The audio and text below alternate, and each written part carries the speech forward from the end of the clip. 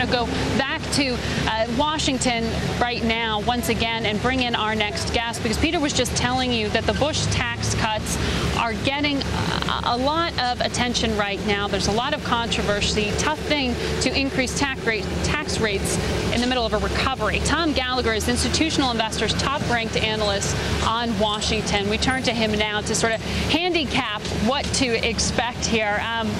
Welcome to the show, Tom. We're getting ready for August break. Talk to me about the timing here and how that factors into what we might actually see going forward on the tax front. Sure. I think Democrats in general, at least the Democratic leadership, thinks it's in their interest to resolve the tax issue before the election. So they might like to do it in July, but there's so little time left before the August recess, it probably means it's a September debate.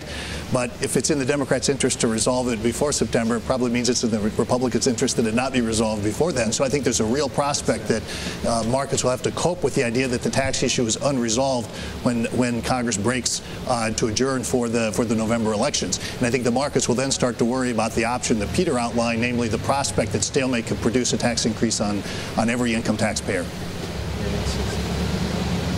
So that could potentially be an overhang all the way through the fall. I mean, what are you seeing in terms of the prospects? It's a hard thing to sell tax increases going into an election. Does that mean that it's only going to hit the upper tax income brackets? It's an issue where the rhetoric is going to be pretty confusing, I think, Margaret. Unlike other issues that Washington has debated, the markets have been absorbed in this year, like health care and financial re-regulation. In those cases, the default option was the status quo.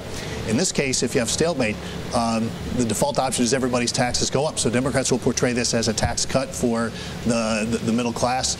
Republicans will portray it as a tax increase. And so the rhetoric, I think, is going to get confusing. The administration, as Tim Geithner had said in the talk shows yesterday, is really betting that there's enough momentum in the private sector to absorb the hit, about a $50 billion tax increase that the tax increase on the upper brackets would represent on a year-over-year basis.